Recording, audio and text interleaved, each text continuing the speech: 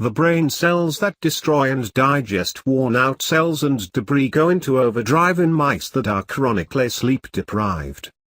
In the short term, this might be beneficial. Clearing potentially harmful debris and rebuilding worn circuitry might protect healthy brain connections.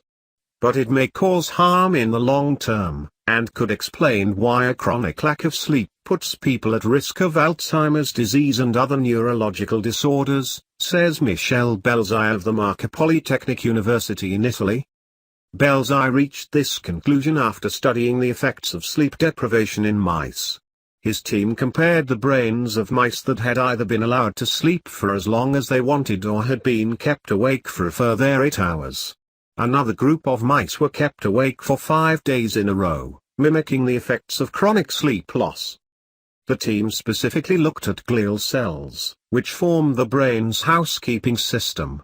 Earlier research had found that a gene that regulates the activity of these cells is more active after a period of sleep deprivation. One type of glial cell, called an astrocyte, prunes unnecessary synapses in the brain to remodel its wiring. Another type, called a microglial cell, prowls the brain for damaged cells and debris. Belzai's team found that after an undisturbed sleep, astrocytes appeared to be active in around 6% of the synapses in the brains of the well-rested mice. But astrocytes seemed to be more active in sleep-deprived mice. Those that had lost 8 hours of sleep showed astrocyte activity in around 8% of their synapses, while the cells were active in 13.5% of the synapses of the chronically sleep-deprived animals.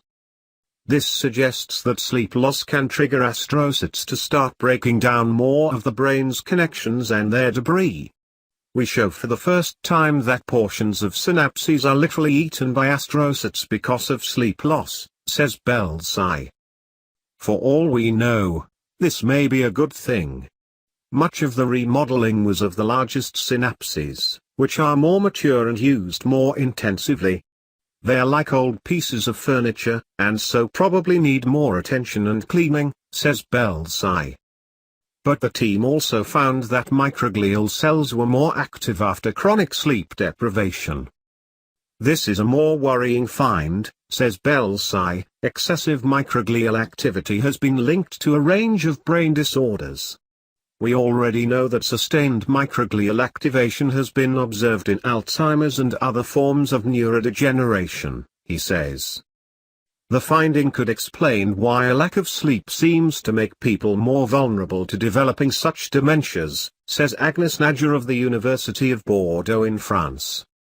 It's not yet clear whether getting more sleep could protect the brain or rescue it from the effects of a few sleepless nights.